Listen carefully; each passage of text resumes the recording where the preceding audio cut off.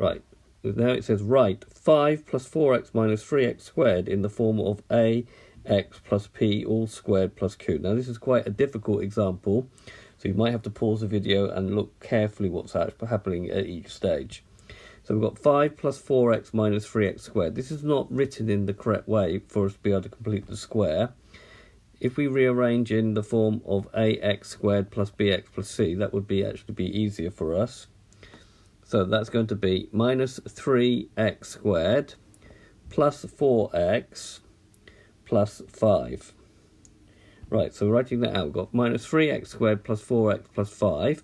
Now, what we've got to do is factorise out the coefficient of the first two terms. Remembering we've got to take out a minus 3. There isn't no common factor, but if we take out minus 3, this becomes x squared, and then this will become minus 4 over 3x. Think about it, minus 3 times minus 4 over 3 will get you back to plus 4. Pause the video here if you're not sure. Just repeat that, minus 3 times minus 4 over 3 will take you back to plus 4. So that is factorised correctly.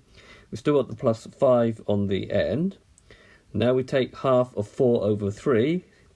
Again, we're going to involve this with fractions. So we're going to have minus 3x. So what does this number become here? Well, note, if you did 4 over 3 divided by 2, that's the same as 4 over 3 times a half.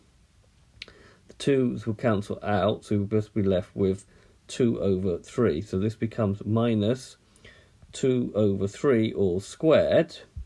And again, we've still got the plus 5. So what we've added in, we need to expand this.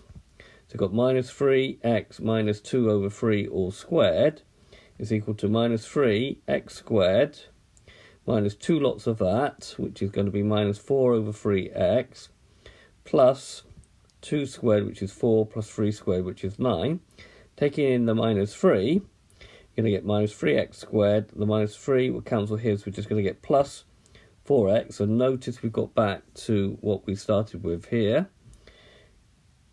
minus 4 over 3. Now, we could have done